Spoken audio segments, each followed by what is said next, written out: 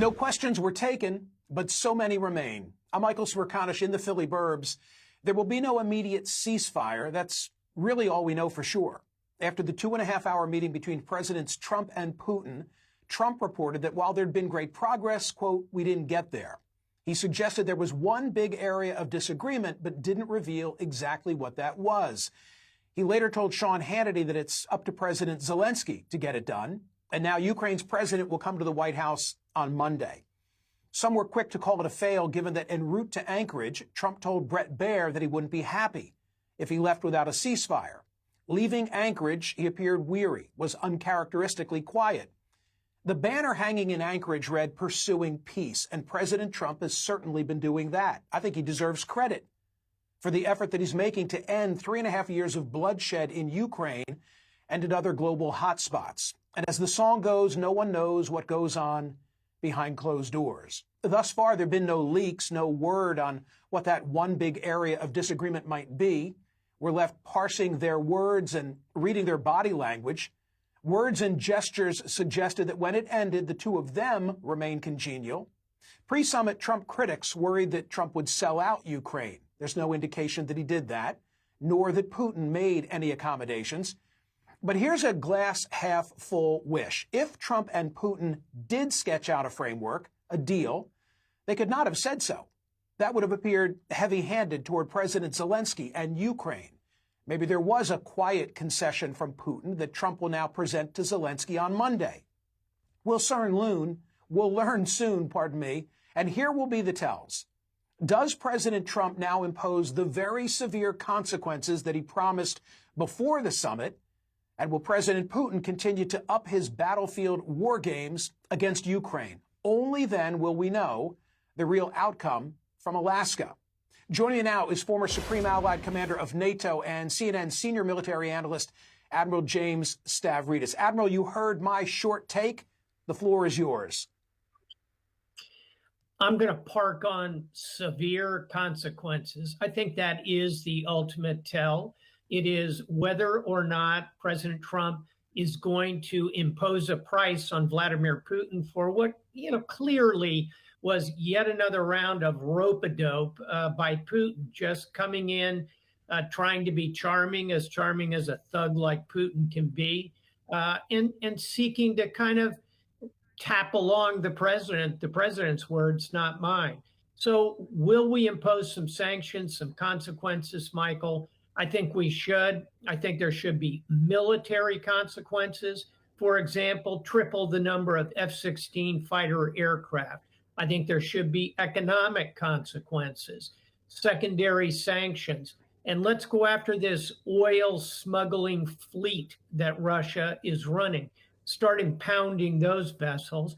And then thirdly, politically, I would like to see not bringing the Ukrainians directly into NATO, that would be quite explosive, but opening the taps for various forms of NATO cooperation, including with NATO's centers of excellence in cyber, air defense, land warfare, for example. So I think there's plenty of arrows in the quiver that President Trump has.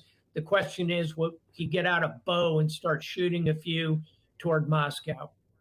Okay, so in a nice and gentlemanly way, you're completely dismissive of me saying maybe there's a glimmer of hope.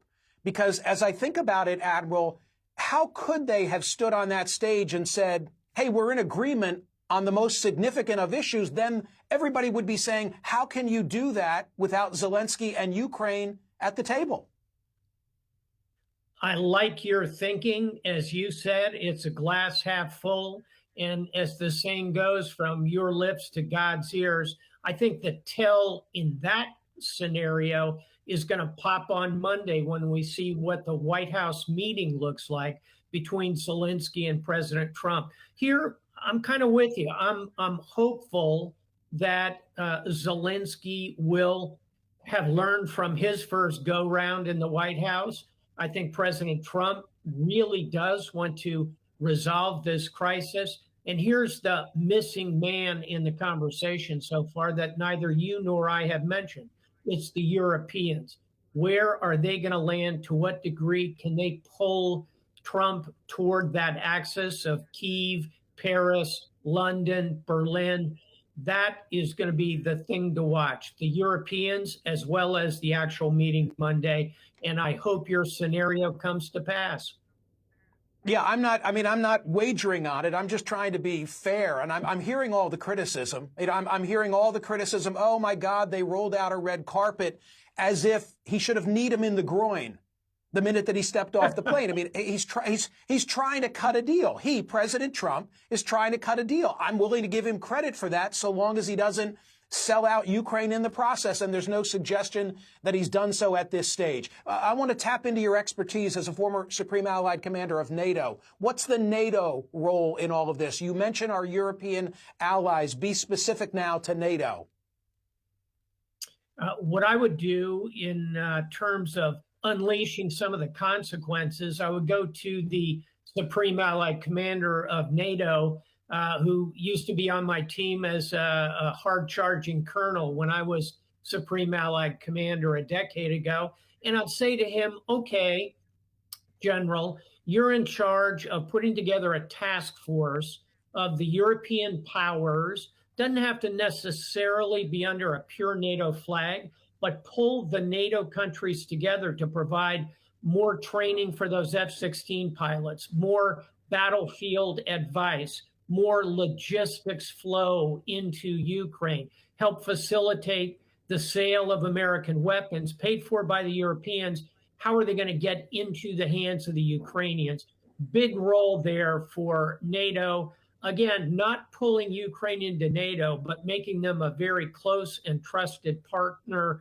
And it's also a short step from there toward Article 5 security guarantees, which I think is what Zelensky ultimately is going to want.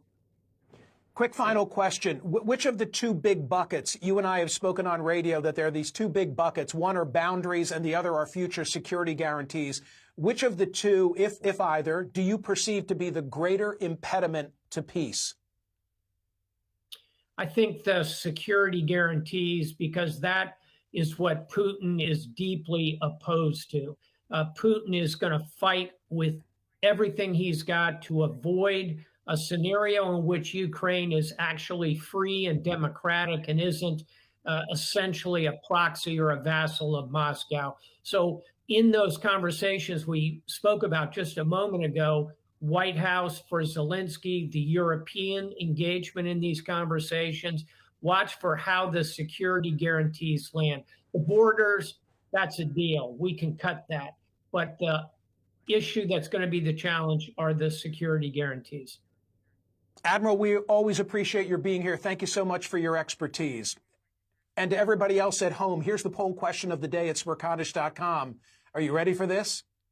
If President Trump brokers a peace agreement between Russia and Ukraine, and I'm going to stress these words, that Ukraine finds acceptable, should he be awarded the Nobel Peace Prize? That's the poll question at Smerconish.com. Go cast your ballot. I'll give you results as they stand at the end of this hour. What are your thoughts on social media? Hit me up on social media. You can find me on all the usual platforms, including X. Bob says he's too thirsty for the prize. They'll never give it to him.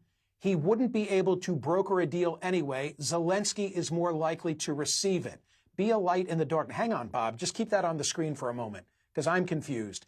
He's too thirsty for the prize. I guess that means Trump is too thirsty to win the Nobel Prize. Consequently, they won't give it to him. Well, hopefully, if he deserves it, they'll give it to him. But I get that he's very eager. He wouldn't be able to broker a deal anyway. Well, let's see. My attitude is, now you can put it back on me. Let's let this thing breathe. They just had the meeting last night. Already people are willing to write it off. And yet President Zelensky is coming to the White House on Monday. There's something that President Trump wishes to tell him. I have no inside information on any of this. I'm just reading all the tea leaves like the rest of you.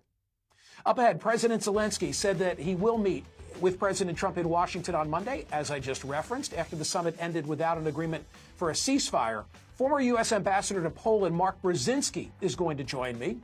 And from the red carpet rollout to the presidential gate to how it all ended, what can we learn from the body language? I've got an expert. Also, Mayor Mike Duggan, the second longest serving mayor in Detroit's history. He has a record for the largest back-to-back landslides ever. Why is he now deciding to drop the Democratic Party and to run for governor as an independent? Don't forget to sign up for my newsletter at Smerconish.com when you're casting your ballot on the poll question today. Check out what Scott Stantis just drew for us.